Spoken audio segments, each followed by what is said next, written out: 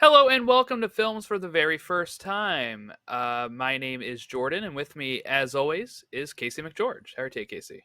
Merchandise. I'm doing great. How's it going, everybody? It's going good. I wish we could get some merchandise going with this. But um, no, it's going well. We are, I guess, let's just say it at the top of the show here. We're going to start moving to bi weekly starting the next episode, just to give some of these things a little bit more time to breathe because we're pumping out.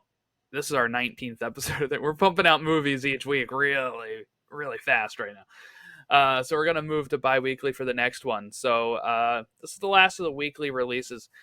But no, I'm doing well. I'm ready to dive in. What movie are we talking about this week? All right, we're gonna go back to 1987.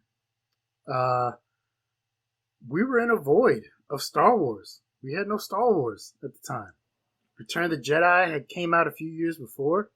Mm-hmm. We were about 13, 14 years before we would get the prequels on our screens. But luckily, there was a man there to fill that void. A man behind our hearts. We're going to go to 1987, and we're watching Mel Brooks's fabulous movie Spaceballs. Um, Yes, Spaceballs. are you? I know you're a fan of comedy, and I know you're a fan of movies like this genre. Mm-hmm. But are you a Mel Brooks fan? I think the only one I've really seen before this is Robin Hood Men in Tights. Did you enjoy Men in Tights? Yes, I love that movie so much. So and I'm Richard like familiar with the producers to a stretch, but not like Richard Lewis with his mole moving all around his face as the yes, sheriff yeah. is nodding at him. Yeah. So I'm trying to look at his filmography just to see if I pick up any other History of the ones. World Part One, Blazing Blazing Saddles, Saddles. Yes, I've seen Young Blazing Saddles too. Frankenstein, silent movie. He eventually did Dracula Dead and Loving It, which I think, if I'm correct, that gave us Mel Brooks and Leslie Nielsen together. Hmm. Uh, I think Leslie Nielsen played Dracula in that one, so that gave us Leslie Nielsen from Yes, Airplane mixed with Mel and Brooks. Yeah. together, yeah, because at that point they were both known for these parody movies. Um, so this movie was directed by Mel Brooks, written by Mel Brooks, Ronny Graham, and Thomas Meehan. Stars Mel Brooks as President Scroob and Yogurt. John Candy, comedic genius right there, as Barf. Rick Moranis as Dark Helmet. Love that guy too. Mm-hmm. Bill Pullman as Lone Star. Daphne Zuniga as Princess Vespa. Dick Van Patten, very underrated comedic actor, as King Roland. George Weiner as Colonel Sanders. Joan Rivers as the voice of Dot Matrix. Great name there. And an appearance by Michael Winslow as the radar technician. I had to include him because have you seen any of the Police Academy movies?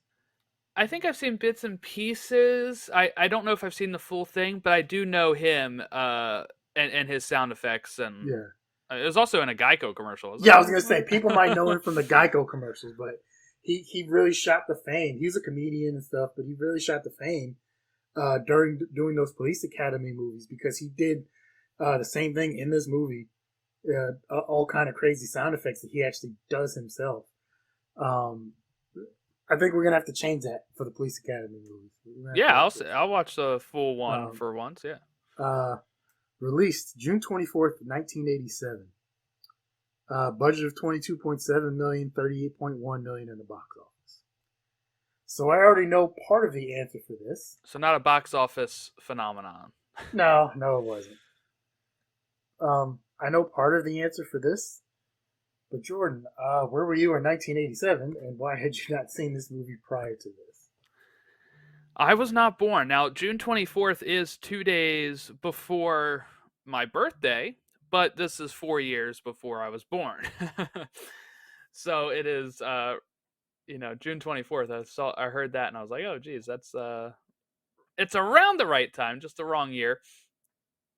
But yeah, so that's where I was. Why I never watched this? I look, my dad and mom, they like Mel Brooks. That's how I watched Robin Hood Men in Tights, I believe, and also watched it in school. Robin Hood Men in Tights. What? Yes. We watched Prince of we Thieves in school, but I don't know if they allow us to watch Men in Tights. Yeah, we did watch that in school. That was cool. We also did. I've seen Blazing Saddles. So they were fans of those. I don't think they ever really got into the whole Spaceballs thing. So as people know, if they've watched these recently, right, or listened to these, it's what I grew up with was a lot of times what I saw in my house or what my parents already enjoyed, and that I would have, to be able to pop in the VHS or whatever. I don't think for whatever reason they were big on this one. Now, in all fairness, I will say, even if they enjoyed Mel Brooks films, right?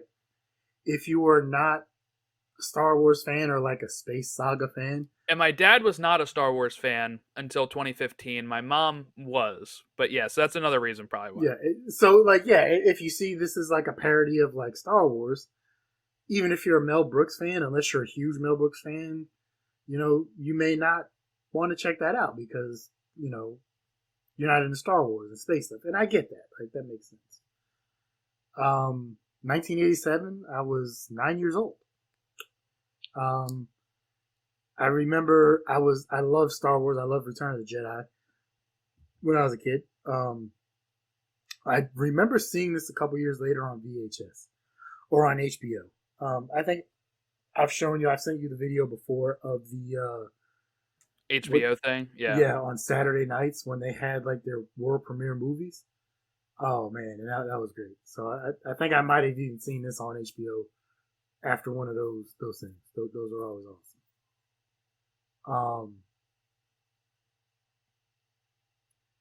So before we start with this, right? Something we need to add.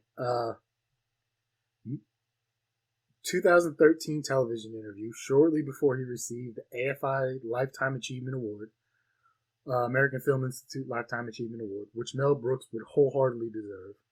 Like, I'm glad he was able to get that. He stated he personally obtained George Lucas's full permission to parody any and all things Star Wars related, which is great. We all know Lucas was pretty protective in some ways of the Star Wars franchise before he sold it to Disney. He had his vision and he kind of did what he wanted with it, especially when it came to changing who shot first and then stuff with the prequels. Right. People may not agree with, but it was his baby and he was very protective of it. But one thing you can't say is that George Lucas, you can't say that he wasn't a fan of people parodying his stuff. He gave Mel Brooks help, and we'll talk about it later in this. Seth MacFarlane. Seth MacFarlane reached out to him to receive permission, and once he got the gist of what he wanted to do, he gave him a ton of stuff, including music, like all kind of stuff as far as to parody it with Blue Harvest. And so, he's protective of it and he wanted it a certain way. But I think he also realized, like, hey, people see things different way and you can laugh at some stuff. And none of it was done mean-spirited in any way. So he was willing to allow people to parody his stuff. And that's great because not everybody is willing to do stuff like that. But his one condition was absolutely no merchandise of any kind could be produced from this movie. This is why Yogurt and the Dinks, which is the little people who are with Yogurt later in the movie, this is why all they talk about is merchandising. Why all the merchandising in the movie was never mass produced or sold in any way. And it's all ridiculous stuff. Spaceballs the flamethrower. Like, if you look later in the diner, there's Spaceballs the placemat. Right? Right. And that's just more making fun of Lucas because Lucas was able to see the vision of merchandising and they allowed him to keep the merchandising rights and everything because they didn't think it would be that big of a deal. And then he became crazy rich because of that. So yeah, just want to get that out there that he did allow Mel Brooks, and he helped Mel Brooks. Industrial Light and Magic gave some help with some scenes we'll talk about later in the movie as well. So it was a great thing.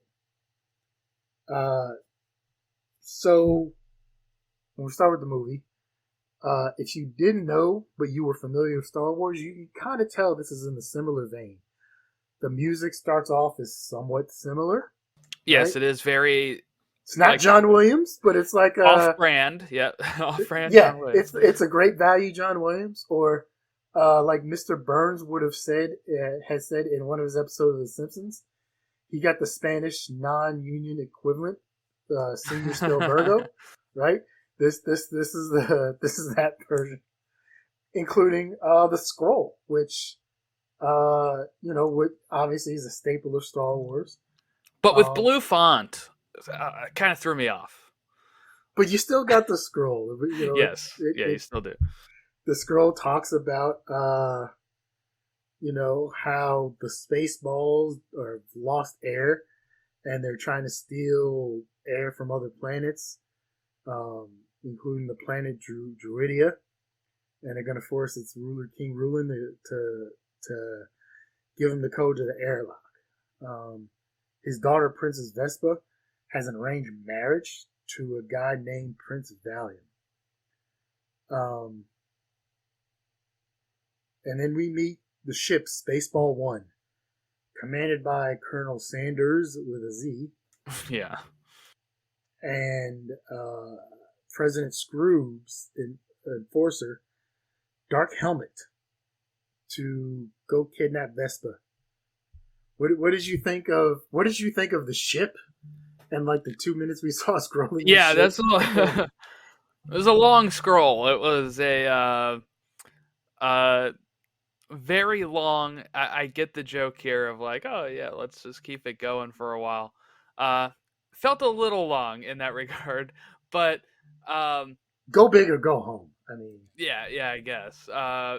But no, yeah, I thought this opening, right? This is straight out of A New Hope and what they're parodying here.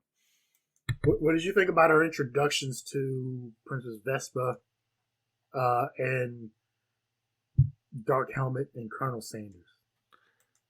I'm not too familiar with Daphne Zuniga, who played Vespa, She's but done like Melrose Place and yeah, a bunch of those Aaron Spelling Thursday night soap operas. She was in both versions of Melrose Place. She played the same character in both versions. She did the same character in another one of his stuff. But she's done a bunch of stuff like that, and then like other Lifetime and TV movies and stuff. yeah.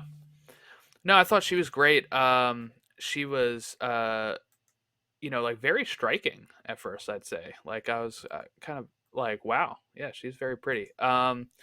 But She, she was a babe, as they would have said in the 80s. um, but yeah, so like our introduction to her is good. Dark Helmet. Now, of course, this is the one thing I did know about this movie. Of course, is Rick Moranis as the Darth Vader equivalent here. I love Rick Moranis. Uh, I do wish he had kind of more to do in this. I know like Dark Helmet is kind of like one of the main characters, of course, but like I felt like we still didn't get enough Rick Moranis in this movie. Rick Moranis is an interesting character because I'm sure anybody who watched this film knows like he stopped making movies to take care of his kids.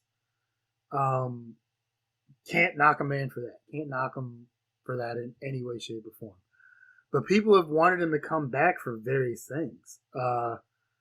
They wanted to redo the Honey I Shrunk or the Honey I Shrunk the Kids franchise, and they wanted him back, but he's turned that down. They tried to get him back for Ghostbusters. Um, I think they tried to get him back for all three new Ghostbusters they did. The one with the women, Afterlife, and then whatever the one that's coming up in. Frozen Empire. I guess maybe there's a chance, I don't know, we might see him in some sort of cameo in Frozen Empire. I don't know. Yeah, after 2016, he clarified he is not retired. He's just more selective about his roles right now. So I don't know if he's done anything in years though. Like, once again, not knocking him for that at all. The last thing I see Well, I mean, he was in Brother Bear doing voice work in '03 and '06, but he's supposed to be coming back for the Honey I Shrunk the Kids reboot. Because didn't Disney make a TV show of that a few years back or something? So it's supposed to be coming out later this year, apparently, but Rick Moranis is going to be back as Wayne Selinsky in Shrunk, which is coming out April 20th of this year. I didn't know that. But like I said, didn't they make a Disney like a TV show and They were talking about it. It just became this movie, I think. They were okay. talking about. They did make a show back in The 90s, early 2000s? '97. Yes, yes. Without Rick Moranis, but yeah, he's coming back for the movie, which is going to be. I know it stars Josh Gad too. Okay, In I this. could buy that. I'm guessing maybe Josh Gad plays one of his kids that's an adult now or something like. I believe so. I believe he is playing a kid of his. Favorite Rick Moranis role outside of Ghostbusters because that's just way too classic. Uh, Little Giants. I love that movie. Absolutely love that movie. Have you seen Little Giants? Which one is that? Is that a Football, little Pee Wee football movie. Yes, I have. Yeah, Ed O'Neill, a long Al time Bundy ago. plays the opposing coach. Okay. Glad to see he's coming back. I'd love to see him. I would love to hear that eventually, like he made a cameo in Frozen Empire or something, and you know, because I know all the other characters from the Ghostbusters films have made cameos, and appearances, and didn't they even have like a hologram of Egon or something in the last one? Or if I Not a didn't see it, hologram, but yeah, you'll have to watch it. oh, okay. We'll have to do it on here one time. Um, so eventually we eventually meet Lone Star and his Mog, half man, half dog, Barf. And they're Winnebago flying through space. Contacted by a ruffian who they owe money to, and then we meet their other Pizza the Hut. What Yeah, did you this think? did get a laugh out of me. Pizza the Hut. It was it's just good wordplay. Yeah, he looks disgusting, by the way. I can't look at him. I really can't. It is a disgusting look. I get you But the way that it is like shaped like Jabba the Hutt, and the fact that it's just a pun on Pizza Hut, but also a pun on Jabba the Hutt. It's just it's just really good. that. And if you don't pay him, pizza's gonna send for you. Yeah. What did you think about Lone Star and Barf? Well, it's crazy. Lone Star like this. He's going to become the president in a little bit, and then have to fight off an alien invasion. In a Goes few back to years. goes back to what got us started with this podcast, which was Independence Day. Yeah, no, I like Bill Pullman, so I thought he was great in it. I like John Candy. I did not like him in this role, as I did not really care for Barf at all. I know He's done some better roles, but this is the Chewbacca substitute, right? yeah. To the Han Solo / Luke Skywalker character of Lone Star. But I don't know if it's like the makeup on him or something. It reminds me of Cats, like the musical Cats. So it's a little off-putting for me. So they initially they were gonna it was like a full face thing of like a bulldog that they were gonna put on him. Oh, really? But then Mel Brooks was like, "Why are we hired John Candy, right? People know Right. John Candy. They want to see John Candy's face. It's not like he's like one of these like Bill Pullman. He's got this ruggedly handsome face and everything, but people still want to see John Candy's face. And it was like if we're gonna put this big full mask on John Candy, like I can just get somebody else and save us a bunch of money on the budget. So that's when they went with the makeup that they used instead. It was like 4 or 5 puppeteers that controlled various things like his ears, his tail, and stuff like Wow. that. So we meet up with them. Uh, we eventually we see that Princess Vespa gets kidnapped. Right, it's her wedding day. Yes. Princess Vespa gets kidnapped with her narcoleptic beau there, Prince Valium. Prince Valium gets stuck behind Princess Vespa. Well, she She gets runs kidnapped away. because she leaves him at the altar. She doesn't want to marry a man that she doesn't love, right? Right. And great voice work by Joan Rivers as Dot Matrix too. Mm-hmm. She even got in her trademark line of "Can we talk?" Right, Mm-hmm. as they're running away. That's where she gets kidnapped by Dark Helmet and Colonel Sanders. But the king manages to contact Lone Star and ask for his help. He's able to negotiate to get the money he owes to Pizza the Hut. So they go off and they're trying to find Princess Vespa. And it's this Mercedes-Benz spaceship that, guy got a good deal on, leather seats, top notch, top of the line. Yeah, and if you can get the car, right? Like if you can get the ship too. We can get the ship back. They link up, they meet up, right? Lone Star manages to save Princess Vespa, okay, and Dot Matrix, and they take him aboard their ship. But of course, there's some issues because she's a princess and she's snuck up, snobby. Lone Star's this ruffian, and he's the captain of the ship. So they don't meet at first because Barf is the one that actually leads them onto the ship. Yes. Yep. Right. So they're in the ship and they're trying to scoot away. Dark Helmet tries to find. They manage to get the Mercedes and the tractor beam. They go to get the princess out and come to find out she's not in the ship. What did you think of Dark Helmet's take on the force powers that he had? Yeah, where he was the ring he puts on and then he ends up shooting a guy in the balls. Yeah, this was the kind of thing. Another thing I knew about it, right, was the scene where they're kind of holding the ring over top of their balls, pretty much, with the lightsaber being a phallic metaphor.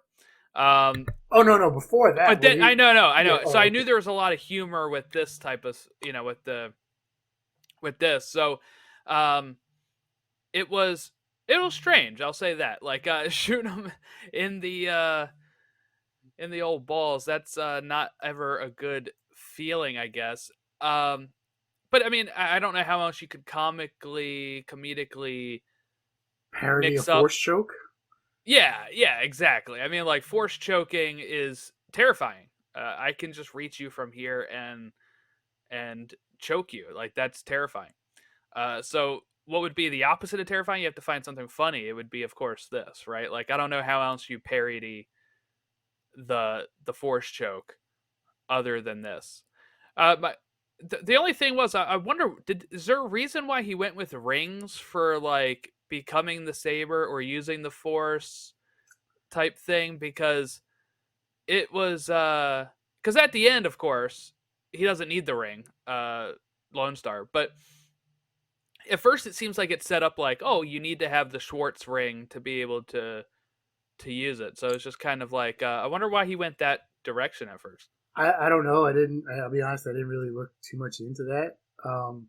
It could be just one of those classic tropes of you think it's this, but it was inside of you all along. And, Right.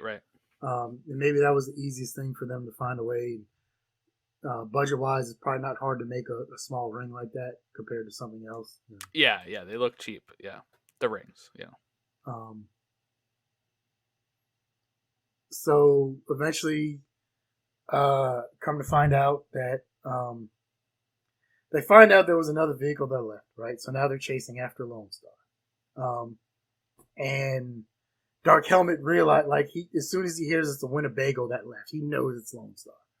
So now he's going after him. He's determined he's going to get the princess from Lone Star. Lone Star and Princess Vespa meet up for the first time, and it's kind of one of those love at first sight things because they're both in separate parts of the ship, but they're talking about each other. Because every princess that Lone Star has met has been this ugly buck tooth and all these nasty things he's saying.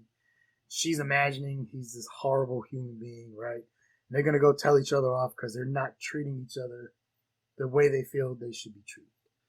And next thing you know, they meet and it's love at first sight.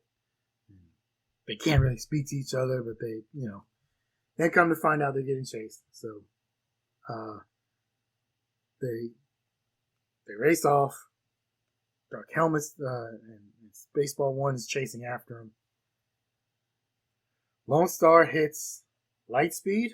So what does Dark Helmet have to hit? They have to hit ludicrous speed. Mm-hmm. Which it tickled me as a kid, and I still love ludicrous speed.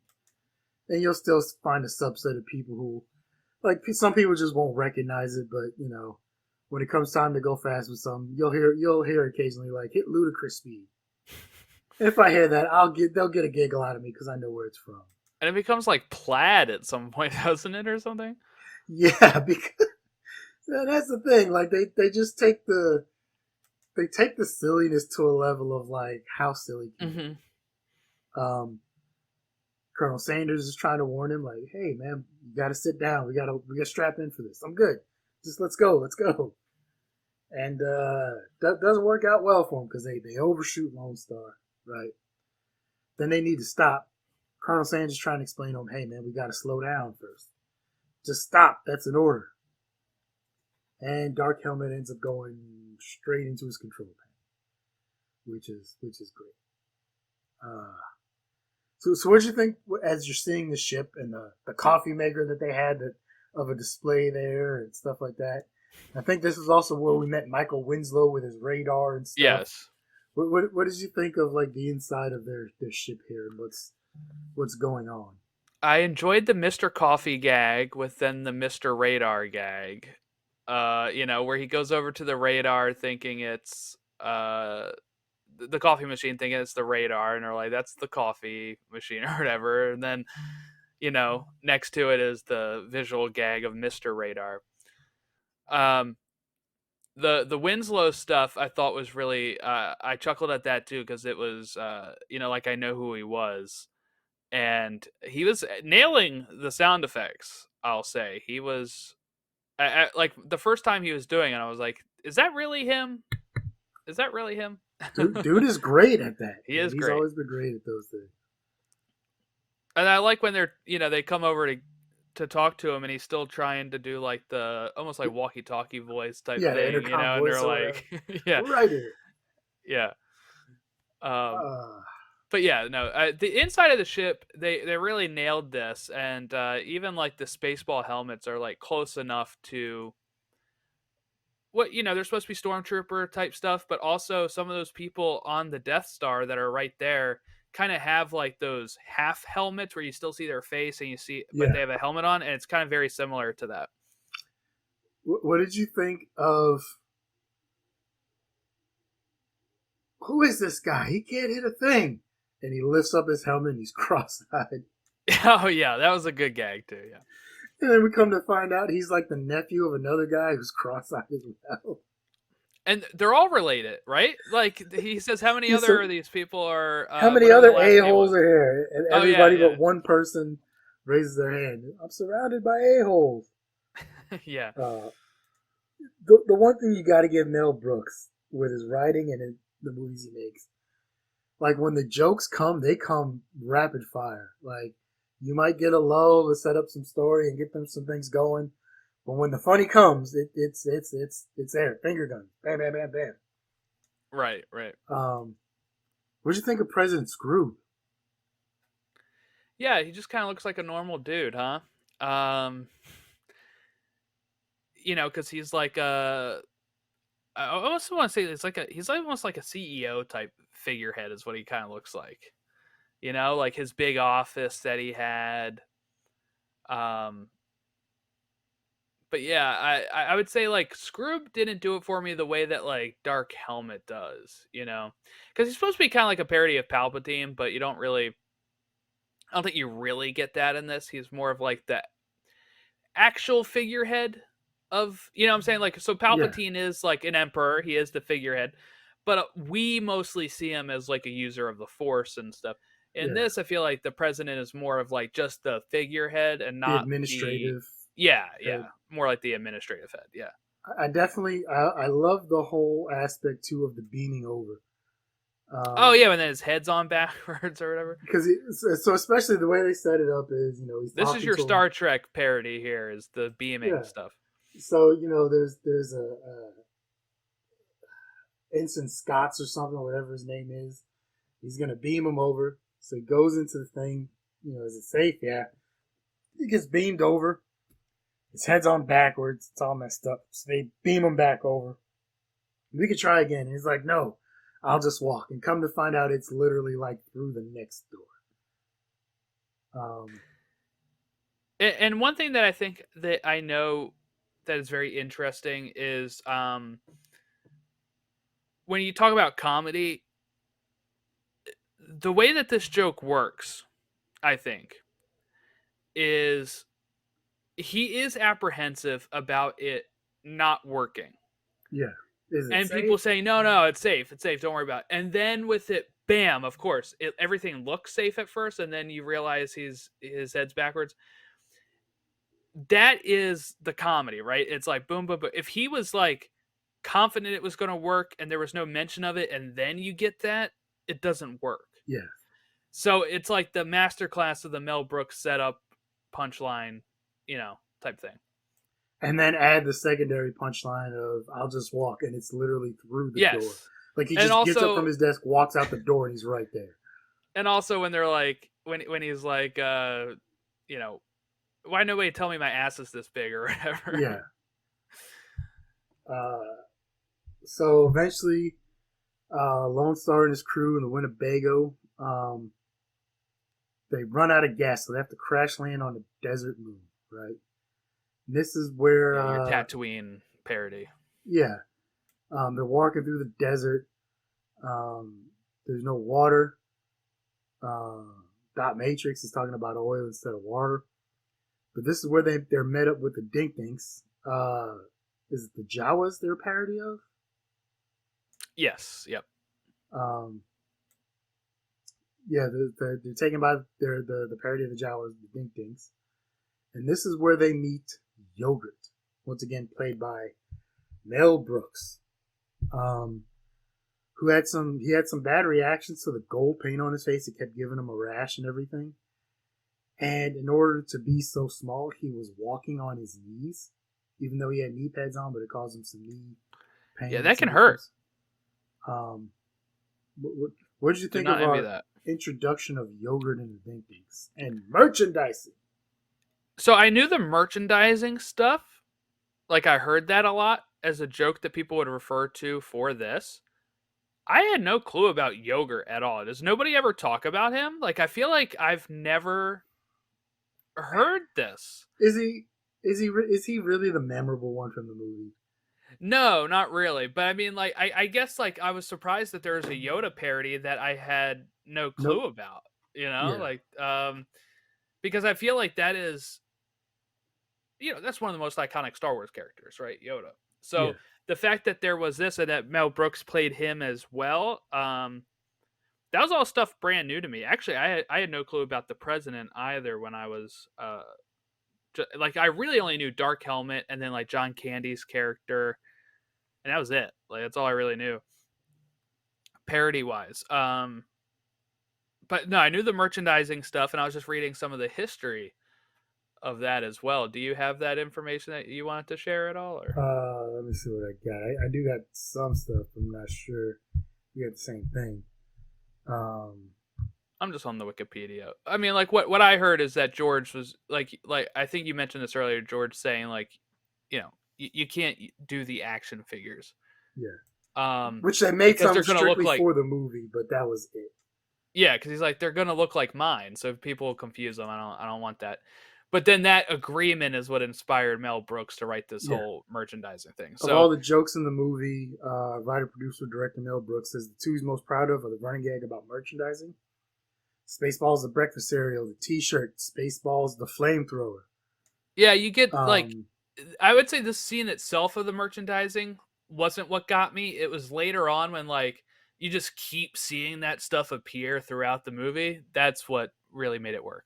like I said, this last time I saw it, just a few minutes ago before we got on, when they went into the diner at the end, I happened to just be looking and saw Spaceballs the placemat.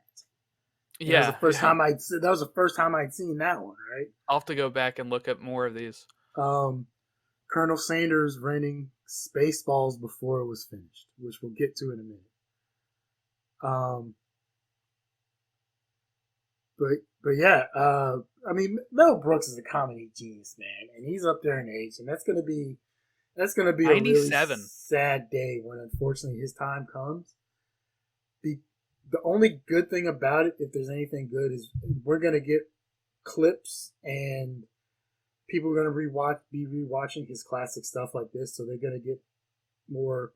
People are gonna be more open to his work and see the work that he's done and how great it was. But that's gonna be another one of those days where it's gonna be like, man, we lost a real legend whenever that happens. Yeah, I mean, he's still working too. Like he put out something on Hulu like last year or something. Was it World I History think of it the was World Sister of Part the War 2? Part Two, yeah, Yeah, which I think I need to watch. I think I remember seeing that. I just never got around to it. 8 episodes. Yeah, I mean like it has Ike Barinholtz in it too. The brother of John Barinholtz. Um so there's our connection to Superstore.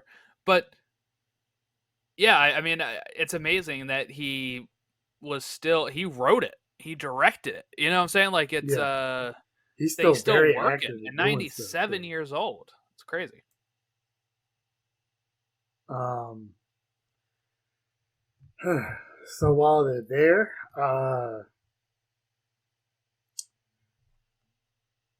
the Spaceballs are trying to find Lone Star and his group, right? So they can't figure out like where they went. They crash landed, but they don't know where. So that's where Colonel Sanders gets the idea of, hey, give me a copy of Spaceballs the movie. Yeah, and they He's they like, fast wait, forward what? through it. Yeah, and so they reload, they fast forward, they get a copy of the movie because there's this new thing like an instant movie, and basically they're watching everything that has happened in the movie so far. Mhm. Then they get to a point to where they're caught up in the movie, Yeah, so they and can't then watch there's anymore. there's the whole thing of when is this happening? Now. This is now. But what is then? That's then. This is now. I can't do that scene justice and try and parody because it's just too Right, great. right. But and then they fast forwarded a little more to see where they end up, and then they're in the desert, right? So they tell President Scrooge, which is an anagram of Brooks, right? Mhm. Um, his thing is comb the desert, and this is a joke I remember as a kid that I've laughed at for years. Eventually, they're in the desert. Darth Helmet's helmet is a little bit different, but still just as big, goofy. And have they found anything? They're looking. They've got a couple white guys with the comb, nothing. A couple more white guys with the comb, nothing. There's two black guys with a pick. We ain't found shit. That joke has stuck with me since I saw this movie the first time, and it is one of the greatest things I've ever seen. Man, I wouldn't envy them either because like can you imagine how long it would take to comb through the desert with that stuff? Like, especially they already have like the track lines from where they went and they were just Yeah. going over the same spot again. I'm like, no, you got to start moving to the next spot, guys. But the comedic genius in that, it's just so great. Um, Eventually, uh, Dark Helmet has a connection with the Schwartz, which is this movie's version of the Force, Mhm. right? And he feels a connection, so he knows that yogurt is somewhere nearby. Which means if yogurt's nearby, he can guess that that's where they're being kept. Meanwhile, Lone Star is talking with yogurt, because he has this medallion around his neck with some weird language on. He doesn't know what it means. Yogurt promises that he can read it, he understands it. He'll tell him what it is, but now is not the time. He'll let him know when the time is right. But he teaches him the power of the Schwartz, which is where he gets the ring with the S on it that he's able to use to lift up this big yogurt Buddha-like statue that ends up falling on Barf's foot. Yeah. Flattens it out. Horrible thing. So they're crashing there for the night. Dark Helmet is able to send a message to Princess Vespa that it's her father. So she believes she's going to her father, right? Come to find out it's Dark Helmet. So he captures the princess, takes her back to the ship. What do we got? We got Lone Star and Barf immediately, once they find out, they decide they're going to go after him. They're going to rescue the princess. So,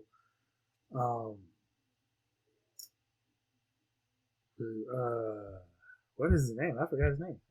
Jeez. For who? Lone Star? No. Yogurt. Oh, right? Yogurt. gives him the ring to channel the Schwartz. Gives him a fortune cookie that says, "Hey, when you're hungry later, here's something to eat, but make sure you open it first before you eat." Right? And he's gonna go back to merchandising all his Spaceballs stuff. We got Dark Helmet. Has the princess up there. He's talking to the people on Drusidia, and he lets them know that he needs the code to the airlock so they can take their air. He's not gonna kill the princess. He's gonna give her a nose job. He's gonna give her back the nose that she originally had. Her original nose, yeah. Yeah. And this is all very like too. They make a few references with it where, she's Druish, right? Yeah. For a druid, and play on words with Jewish people, and then there's the stereotype of them having large noses. So that's kind of what they're going for here. And Mel Brooks is Jewish, so like it's not like not like me or you making a joke. Like yeah, this. It's not like a person hating on Jewish people or anything. I read he did get like some pushback on some of the stuff that he put in there. He did say he kind of regrets it, but he also doesn't because it was kind of funny. Yeah, I mean, like if it sometimes that's how you have to look at it, right? If he thinks it's funny, ultimately it's his movie. Yeah, I think like we just said, there is a distinct difference between him writing and making that joke and saying some of those things as a parody as compared to somebody else who's writing it where it can be looked at as just totally mean-spirited or ignorant. Yeah, that's the thing. Like, and I know some people be like, well, why can they say it and not us type of thing? Well, a lot of times he's poking fun at his own culture. Yeah. Other times people actually believe like harmful things about Jewish people and or about any race, and then it becomes, like you said, more mean-spirited. While the punchline might be close to the same, you can tell when it's like mean-spirited and when it's not. The intention behind it is what matters. So once they get back to the ship, now we get more of the Star Wars stuff, right? Because now we get them where they land the ship. Two of the bodyguards, which are supposed to be like the stormtroopers, go after Barf. They get beat up and their uniforms and stuff get taken, but they come back later in a couple scenes later, right? So to try and exact revenge. It doesn't work, but they're not just forgotten. Where we get they rescue the princess, but while they're rescuing the princess, the spaceship turns into a vacuum cleaner. We go up to the airlock, and he's gotten the code from the king for the airlock. And what is the code? It's 1, 2, 3, 4, 5. What kind of code is that? Yeah, what kind of idiot makes a code like that? And then what is it? The president The president, he's has a like code like that. that's the kind of code that an idiot uses on his luggage. This Yeah, was back before 9/11 when you could, you didn't have to have locks or stuff like that, or you just had little. He's like, that's the yeah. kind of code an idiot uses on his luggage. So once they give up the code, that's what President Screw says. It's the same. That's the same code for my luggage. And as they're going to do stuff later, he's like, change the password on my luggage. Right, right.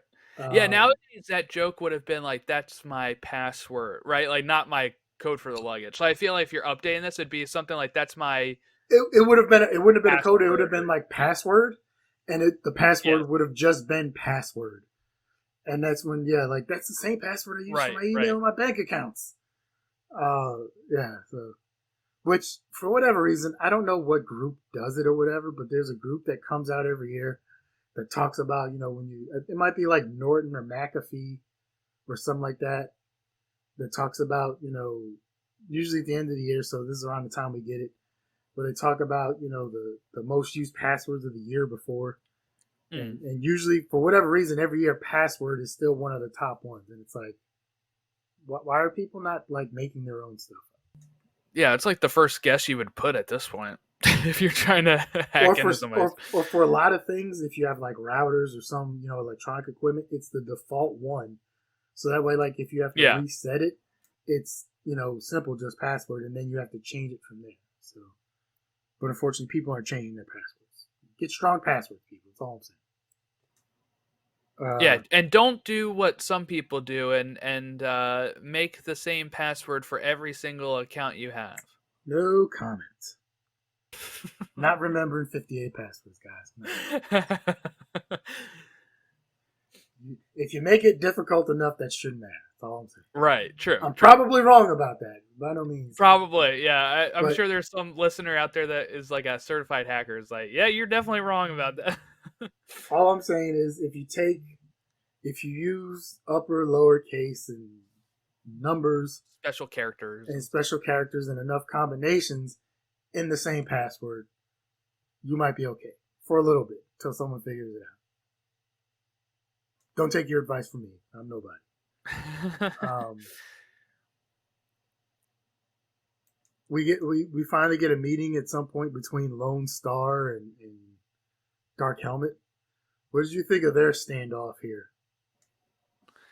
Yeah, is this the one where when they whip I'm out your their? father's nephew's Oh yeah, yeah, cousins, and and then they whip out the rings, and that's where yeah. we It was get the great funny line. I see your when you Schwartz is as big as said mine.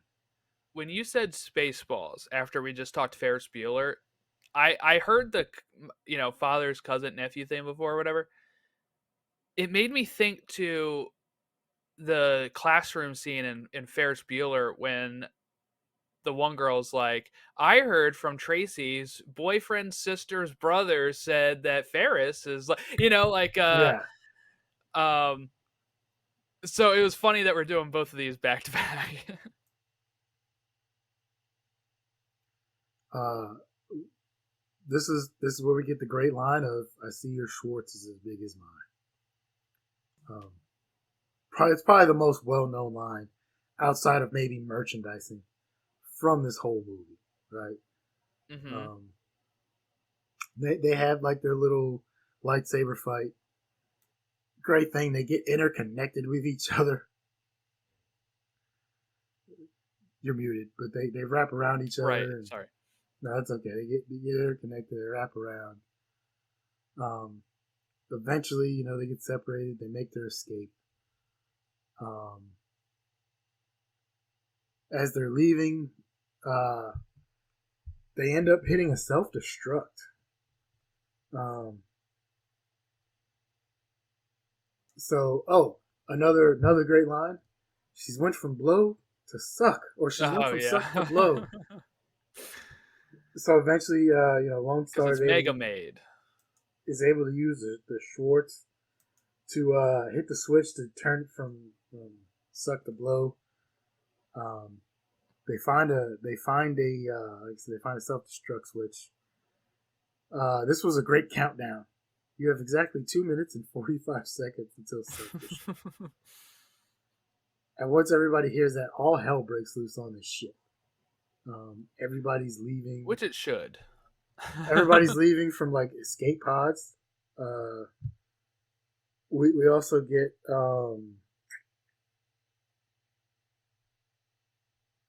where is it?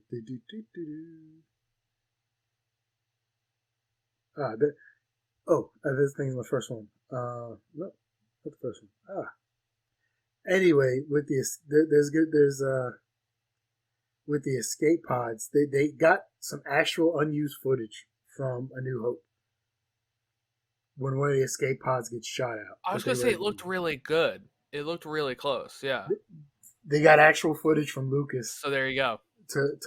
For that that they use of the escape pod shoot leaving. So, also great scene. Dark Helmet playing with his action figures. Yes. Yeah. The scene in which Dark Helmet was playing with his dolls was not in the screenplay. Mel Brooks came up with the idea one day, told it to Rick Moranis, who improvised the entire scene. And I know not a lot of writers and directors are big on their cast improvising. Like some comedy ones are, because they know like a lot of comedians come from the improv world, so they're really good at those things, right?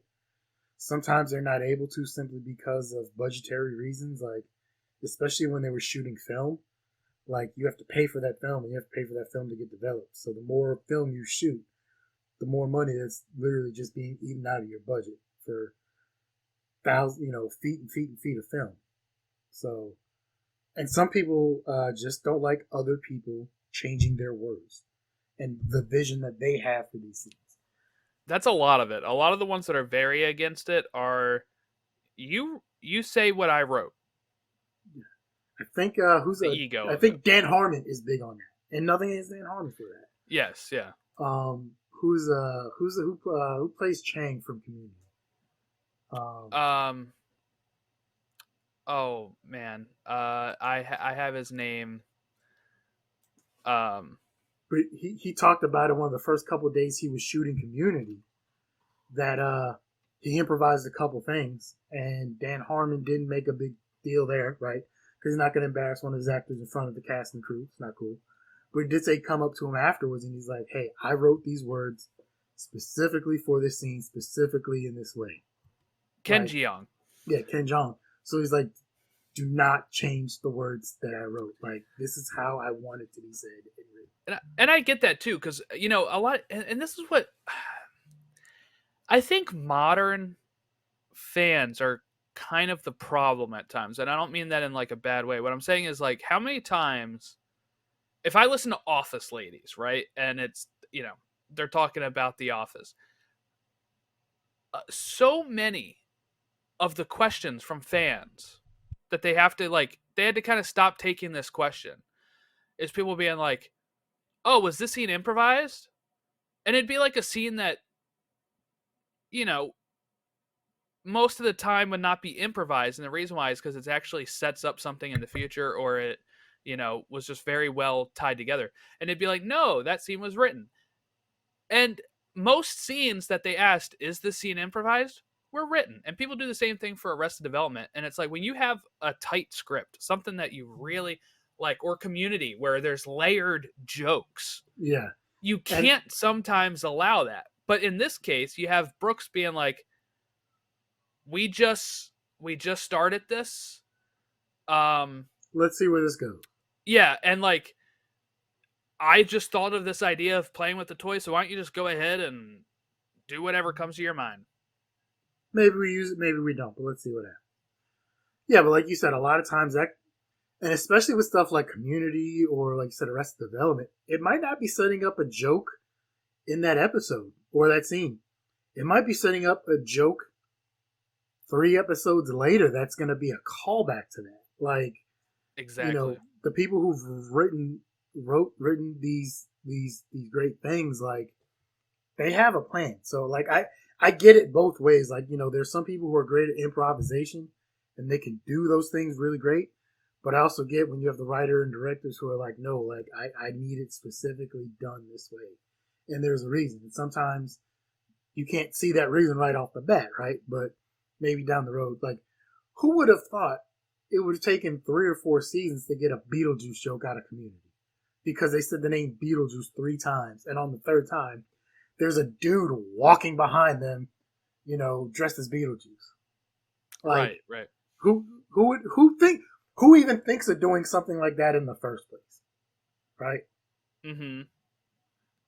Dan Harmon does, but so eventually, like I said, all hell breaks loose in the ship. Everybody's fighting for all these escape pods, and the president, Dark Helmet, and Colonel Sanders aren't able to get one. But you have a gorilla that gets one. You have a bearded lady that gets one. All these other people get one. I love the countdown though, because you get to like a certain point, and she's like, "This is your last chance to hit the cancel button." What? Go down the stairs. They get to the cancel button. The cancel button's out of order. So it's the last 10 seconds. She starts counting down. She skips 7, 10, 9, 8, 6. Yes. Wait, no 7? Just kidding. And that, like, who writes something like that? Mel Brooks does, because it's awesome. Like, I couldn't think of writing something like that. Like, but he can, because he has a wacky brain like that. Ship gets destroyed. We eventually see, as we get towards the end, it goes to another planet, which is a parody of Planet of the Apes. And this was another scene I remember as a kid, was this one of the final scenes where they're climbing out the Statue of Liberty's nose there. Yeah, and there's like the Planet of the Apes reference here. And it's old school, like the old school Yes. rubber mask Planet of the Apes, right? They're on horseback and they're talking. Who's in there? It's the Spaceballs. And the line I always remember is, "Oh shit, there goes the planet." Which, I don't know, that always stuck with me. Maybe it's because a dude dressed as a monkey saying "oh shit." I don't know.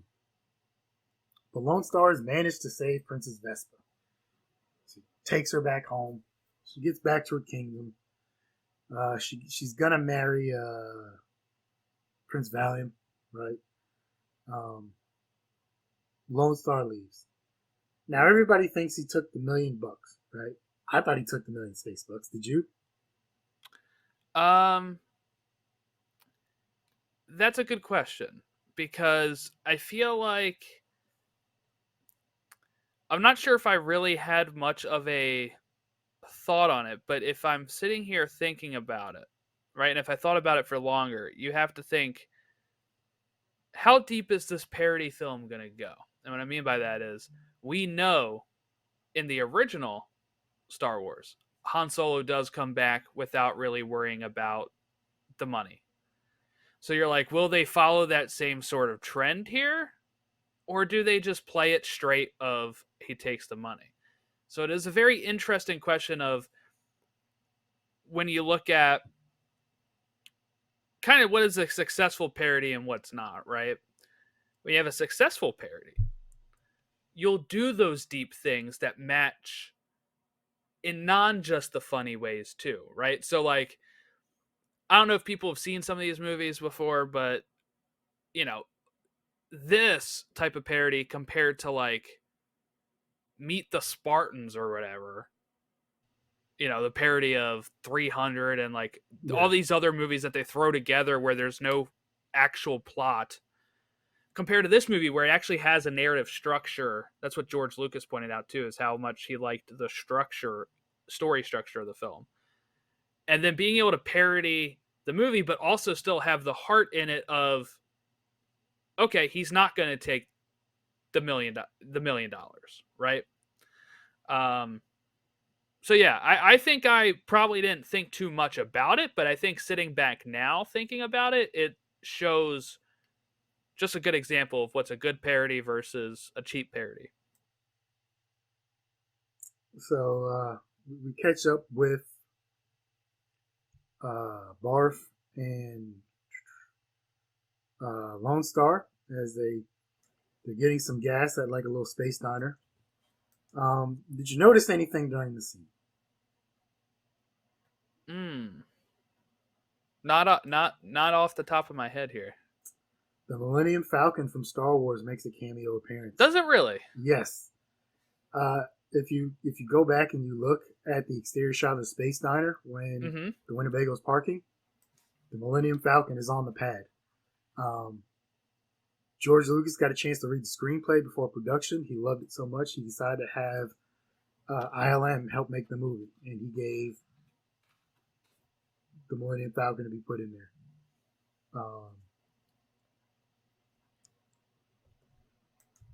We also in the space. Oh yeah, diner, I see it now. it's one of those things. Unless you're looking for it, you can miss it easily.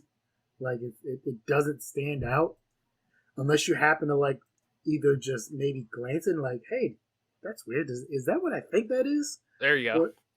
Or unless somebody tells you like, or unless somebody tells you they did it. But yeah, like if you're just watching the scene real quick, you'll never know. Like you probably won't notice it. If you're watching on YouTube, there it is in the circled circle there. But I'm sure there's some people who might have caught it, especially with VHS. Might have been like, I see what I think I saw. Rewind it real quick. Oh man, is that the Millennium Falcon? What the hell's an aluminum Falcon? We get an alien parody in this one. Sir John Hurt. You've never seen Alien, right? No, no. Have you seen the chest burster scene at all? Yes, and this is Okay. I've seen. Yeah, I noticed this as a reference to it. That is the same guy who had the alien burst from his chest in Alien, Sir John Hurt. He claimed that Mel Brooks talked him into self-parodying his role from Alien by making it sound like it'd be just a brief walk-on cameo. When he got to the set, that's when he realized the entire scene was an elaborate spoof of the chestburster scene. And he figured he should have asked for a salary for showing up. But that is the actual... That's why he says the comment, not again. Okay. So they're there. Shenanigans ensue. And every time I hear that song, because the little baby xenomorph bursts out of his chest, and then he starts singing "Hello, my baby, hello, my honey," and doing his little ragtime dance. Yeah. Anytime I hear that, I think of that damn frog from the Warner Brothers. Yes, from Looney Tunes. Cartoons. Yeah.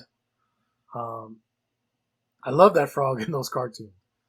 But so they fly away.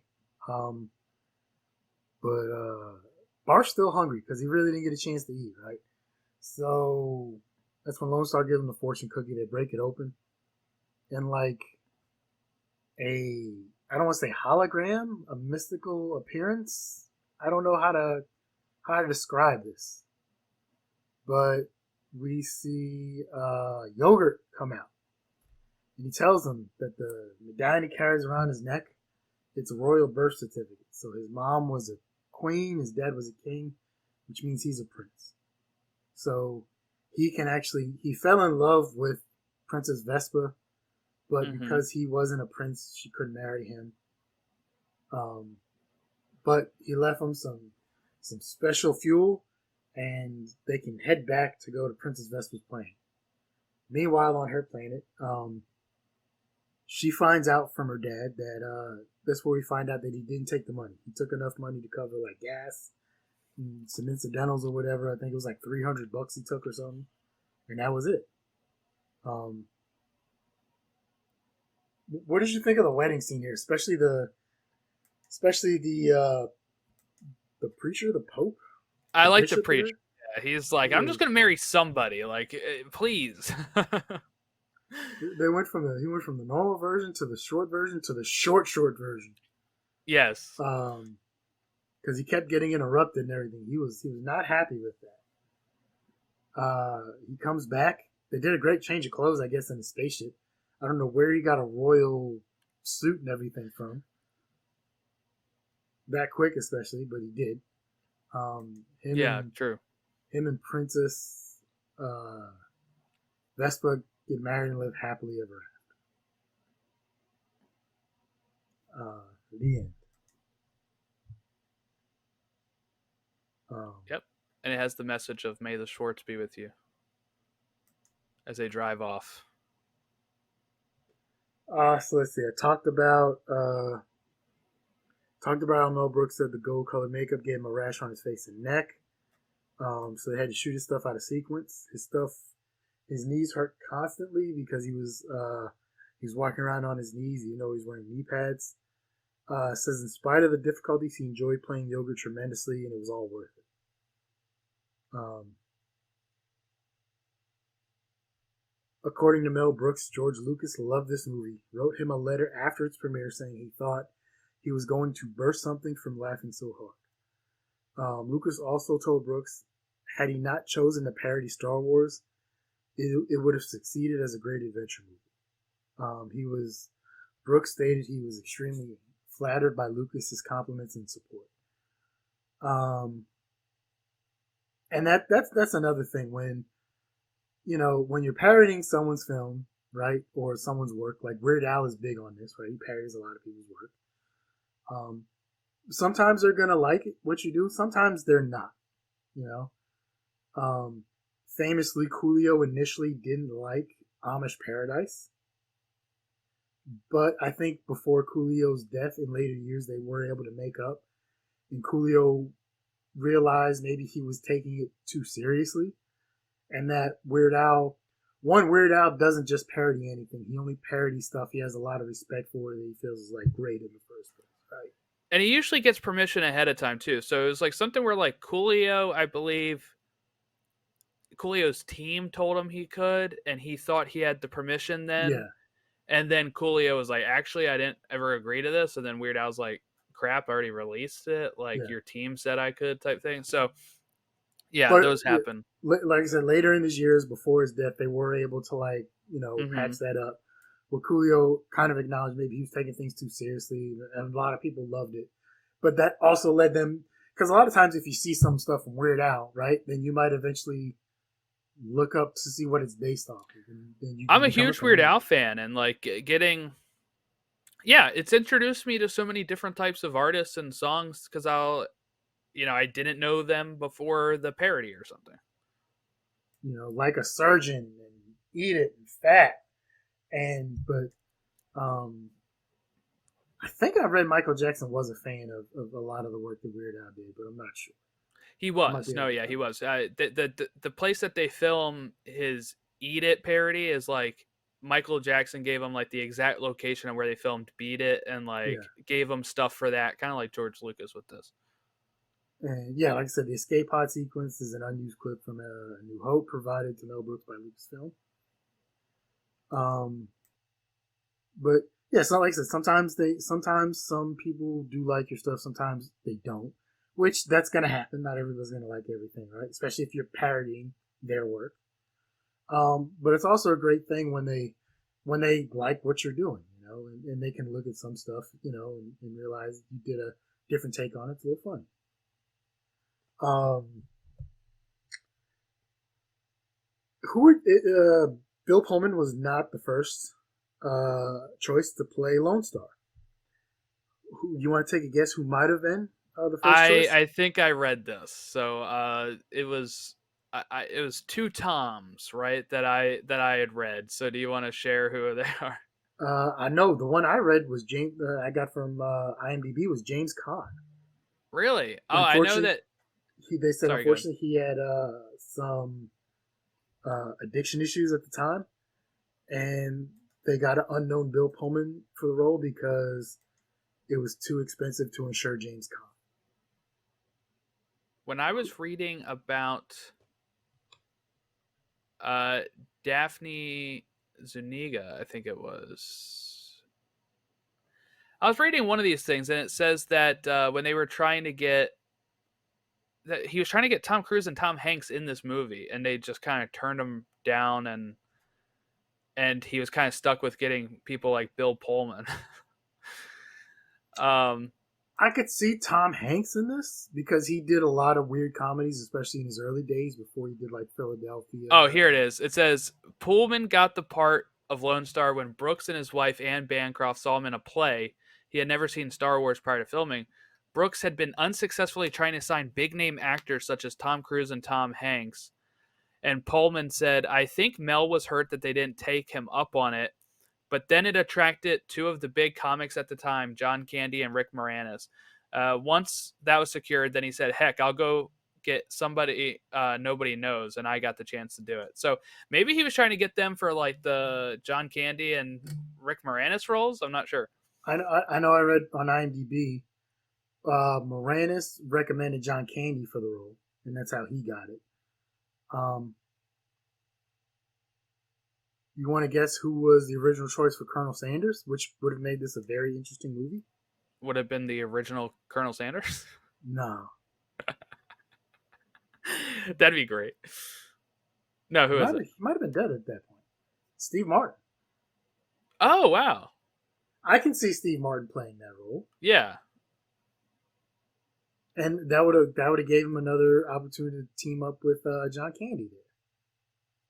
Somehow I could have seen like Dan Aykroyd in one of in this movie in some way. Yes, too. I could see Dan Aykroyd as one of these Spaceballs or whatever. So remember the twins that President Scrooge met up with earlier? Yes. Yep. Charlene and Marlene.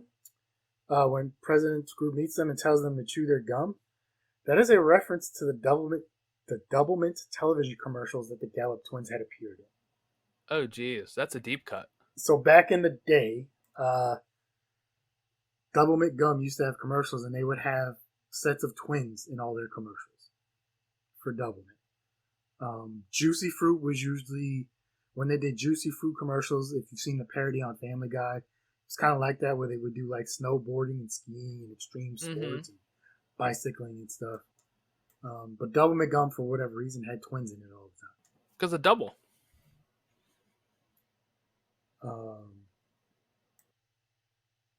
So I watched this today on Max because that's where it was at the time of this recording. That's what it was appearing. Now I had this on DVD, and I was going to watch this on DVD, and I did not. And the reason I did not is because some of you guys may not know, back in the day when DVDs first came out, sometimes you would get a two-sided DVD. It didn't you know when you open it up today, if you have a disc, usually on the top there's like, you know, the title and picture or whatever they print on there. That wasn't always the case. Sometimes you would have like the normal 4x3 on one side, and you could flip the disc over, and that would have the widescreen version of it on the other side. And like that, you know, that like in the ring where like the DVD goes on the notch, that little circular ring. Yeah, it's where they usually put the little label. That's where you would see like Spaceball and it being real small words. But, and for the life of me, I've never been able to figure out, because it would say like Spaceball widescreen, Spaceballs full screen, right? I've never been able to figure out which side is which until I put it in. Like if it says if you're seeing it say widescreen, does that mean you're watching the widescreen version? Or does that mean you need to flip it over because the widescreen version is the one that needs to go down to be able to be read on the disc? So it should be facing up. It should be facing up from what I remember. Yeah. I didn't want to fiddle with that. So I said, it's streaming. I'll watch it on Max. And then I had to watch like sets of commercials. But whatever. They were like you don't have the commercial free one? They were like 60 seconds. It was whatever. But yeah, like DVDs, I watched it on Max, but I have the ad free. DVDs back in the day were kind of wild at times, guys. Then for a while we had double layer versions where you could get the widescreen and the normal one, you know, on the same side of the disc. And that's where you could choose between the two of them. Oh man, I forgot this again. Dang it. Give me 1 second here.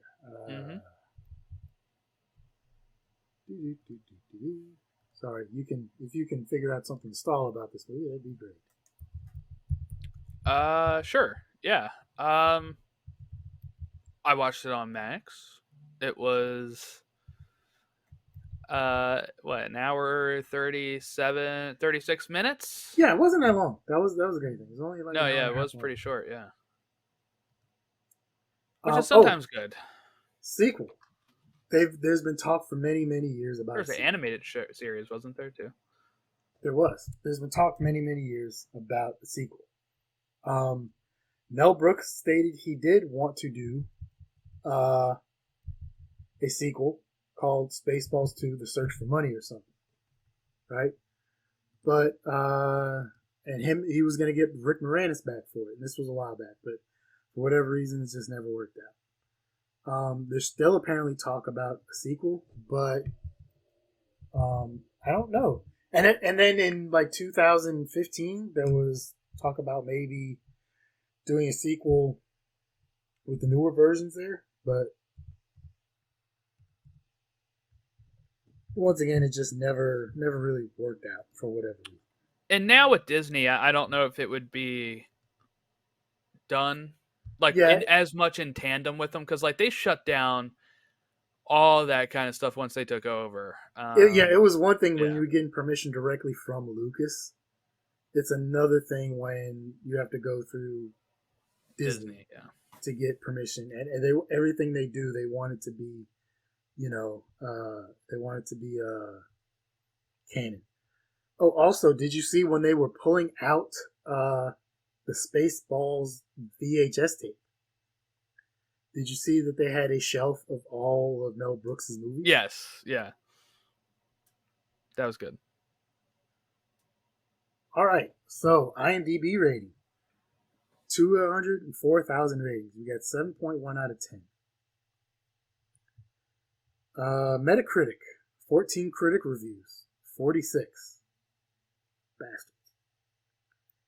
User score 200 reviews, 7.9. Rotten Tomatoes, or as the people over the pond call it, Rotten Tomatoes. For Spaceball, we have 57% tomato meter, but 83% with 250,000 plus ratings. So critically, it wasn't really rated well, but for the most part, the audience tended to like it. And at the same time, I can see that being the fact that if you're going to see this, like you either A, are a fan of the Star Wars stuff, right, or space stuff. Two, you're probably already a Mel Brooks fan, or comedy fan at least. So this is the kind of movie you're like the average person isn't going to go see and probably come out of the theater saying, I really didn't like that movie. It's not your big box office thing. It's not, the nearest blockbuster, right? It, it, this is for a very specific niche. And if you're going to see this movie, you're probably a fan of movies like this in the first place. I give it a 4.5 out of 5. I remember it from my childhood. So once again, there might be some nostalgia tainted in this, and I can't deny that. But I think as far as Mel Brooks parody films goes, it was really well done. I didn't know till today that Mel Brooks got a lot of help and everything he did from George Lucas for it, which makes it even better. And it was just a goofy movie that I enjoyed seeing. So what say you, Jordan? All right, I have this as a 2.5. That's surprising. I thought you'd have it higher. I thought I would too when I was because look, like I said, I like Mel Brooks. I've watched Blazing Saddles, which I really enjoy. Robin Hood Men in Tights is one I revisit a lot. Plus, I love Star Wars, so I thought that would be. So I think here's a problem. One, this movie's been very hyped up for me. People talking about Spaceballs for a while. Two, while this one was first, I feel like there's been parodies done afterwards that have kind of done some of the same gags, so it wasn't as fresh for me as it was for the time it was released. So, like I can appreciate it, but I've watched those Family Guy parodies. I've watched other parodies. So it's like um that's kind of the downside of getting to something later that was so trend setting in a way, right? Because like there's people out there that will watch, you know, let's say there's people that'll watch like Seinfeld nowadays and be like, not that. not that great. I've seen some of these same jokes in other shows, but it's like, yeah, but Seinfeld did those first, like, but like for them, they've been experiencing those or those type of things. So, um, I think it started off very well. I think for me, it really hits a little bit of a drag when they get to the desert planet and have yogurt and stuff. Like, I think the beginning of the movie was very, with the spaceship, um, like focusing on them and, getting that classic Han and Leia type of sexual tension between the leads type of thing. Uh, Another really great joke that worked for me too is her wearing the Leia hairstyle, but they're like headphones. When she's driving, Yeah, I I love really that. liked Yeah. that one. So, like, I would say some of this stuff really worked for me. Some of it didn't. So Okay, I do have it as 2.5. Yeah. two questions for you. One, do you think you could have rated it higher had you seen this earlier? So I think so. let's say maybe you hadn't had a chance to see some of those other things, right? You saw it maybe in the early 2000s. Right. Do you Right. think you could have enjoyed it more, or had I maybe think given it a higher rating had it been fresher at the time? I think I could have. Yeah. Um, because I like I said, some of the stuff really worked for me that like I was stuff that I didn't know. But when I got to any of the scenes that really were like famously referenced, I found them underwhelming. And I think that's part of what happens when you're living in a time where pop culture references can They be fly at so you. saturating. Yeah, they fly at you left and right. Yeah. Yeah, so like Um, when I see like the Schwartz scene, right? Or if I see the merchandising scene, those were ones that I had heard of and people have, referenced a million times, that when I got to them, I was like, "Oh, okay. I thought that scene would be a bigger deal since people quote it all the time." And I was enjoying more of the other gags that I never even knew were a thing. So I do think the grading could have changed. And I'll say, I know we get the question of $5 bin. yeah, Yeah, that I was gonna be probably my would next buy it question. at $5 bin. And I'd love to give it another try later on when I'm a little bit, maybe now that I know what the movie is, right? Like, kind of go into it a little differently. But That was actually gonna be yeah. my next question. Was if you saw this in a bin, um, a discount DVD bin somewhere or Blu-ray bin, would you pick it up for like $5 or $10? Yeah, it'd have to be Blu-ray. I don't buy DVDs anymore. I'll buy it. I'm a quality snob when it comes Yeah, to I get you on that. Yeah, so that's where I ended up on that. So, that. I'd be honest. I thought you would have liked it more, but I mhm. can understand your reasoning of why you didn't get as much enjoyment out of it as I thought you would have. That does make sense. Like I'm not, I think I could probably give it a 3. Uh, Maybe on like a rewatch. Like yeah.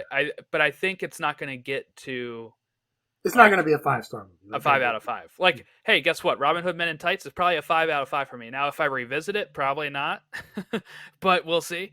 At some point, I'll go back and maybe watch that and see. But like that is for me like the Mel Brooks movie. That is one I still really enjoy a lot. I think Blazing Saddles is my favorite. Yes, that one's up there too. So yeah. Um. So what am All I right. watching next? What are you watching next? I just locked this in yesterday. I was thinking about it. Um, but we're gonna go and remember everyone, this will be next time, which will not be this next week. We're gonna start going to the bi-weekly. We're going to go with a James Gunn film. Okay. And we're gonna go not with Marvel, we're gonna go to the other side. We're gonna go DC Comics. And we're gonna go with the Suicide Squad. Not to be confused with Suicide Squad. um Suicide Squad was 2016 film that was widely panned. This one is the sequel slash reboot. It's not really like you don't have to have seen anything before this, but it has some of the same characters. and it's called The Suicide Squad. And it was by James Gunn in 2021, and to high critical acclaim that we'll dive in here. But this one is in this is at two places right now, Netflix and Max, as Max is starting to sell a lot of their movies to other streaming services as well. So this one is in two places. So wherever you want to watch, Netflix or Max. But yeah, this is rated R, by the way. This will be one of my only rated R picks, I feel like.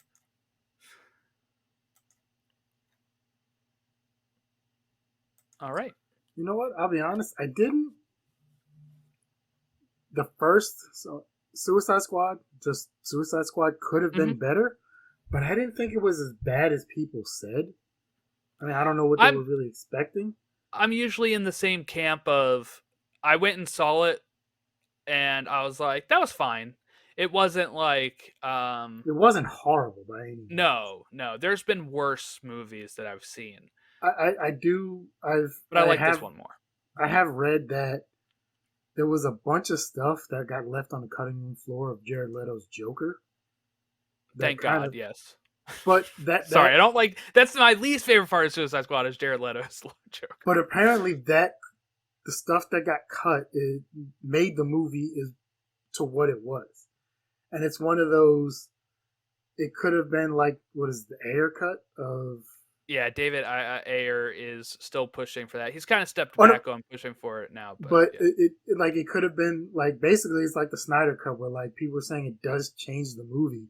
People have worked on it and seen it, says it does change the movie enough that it makes a huge difference. But I don't know if it was the studio that mandated a lot of those cuts, and they, because they do tend to get involved with a lot of these things, and that sometimes kind of wrecks it. So I'm of the opinion that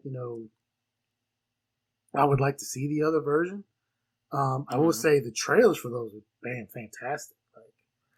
Well, that's the thing too. Like, apparently the trailers were cut to try to capitalize off of Guardians of the Galaxy, and was not indicative of the tone of the film. So then they started trying to cut the movie to fit the tone of the trailers, and that's where all the stuff kind of gets left behind. So that's kind of the background of the original Suicide Squad. This one was taken over by James Gunn after he got fired from Guardians of the Galaxy 3 before they rehired him. He said, they gave him everything at DC. They said, you can make any movie you want. And he said, I want to make the Suicide Squad. And this spun off a TV show, Peacemaker, which is fantastic as well on Max. And spun off Birds of Prey. No. I mean, Birds of Prey was first before this. Okay. You know better on this one. I thought Birds of Prey came after this. No, Birds of Prey came out in 2020 because it was one of the last movies I saw before COVID shut everything down. When did this one come out? But it does feature Harley Quinn, when did this one come out? 2021. Oh, okay. And it had one of those like released on Max and theatrical at the same time. So the box office was not as good. But we'll dive into all of that stuff next time. But yeah, so this will be fun. All right, anything else before we head out? No, that's about it. All right. Well, thank you all for watching and listening along. Make sure you subscribe or like the video for us here. You can also rate and review us on Apple Podcasts and Spotify. And send in any sort of feedback to the social handles below. Or even if you say, hey, what about this movie? And we can tell you if we've seen it or not. So that way, maybe if not, maybe we'll do it sometime. But should be fun. Can't wait to talk about this movie next time. Have a great rest of your week, and we'll catch you next time.